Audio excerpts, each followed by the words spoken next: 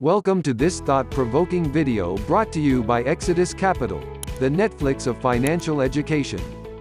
With a vast library of content covering real estate, investing, Turo car rental investing, e-commerce business, and much more, we're here to help you gain the knowledge you need to secure your financial future. Stay tuned till the end for an exclusive call to action that can help you multiply your income ASAP. Today's topic is a critical one in the world of finance. Is real estate a good investment right now with high interest rates? In an ever-changing economic landscape, understanding how high interest rates impact real estate investment decisions is vital for your financial success.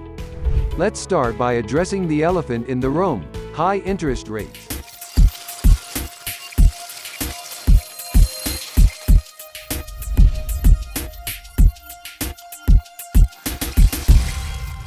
When interest rates rise, borrowing money to invest in real estate becomes more expensive. This can affect the affordability of properties and, consequently, the overall demand in the market. But before we jump to conclusions, let's take a step back and examine history. We've seen times when high interest rates coincided with thriving real estate markets. It's essential to recognize that the real estate landscape is influenced by a multitude of factors, not just interest rates. Real estate investing, like any other form of investment, comes with its own set of risks and rewards.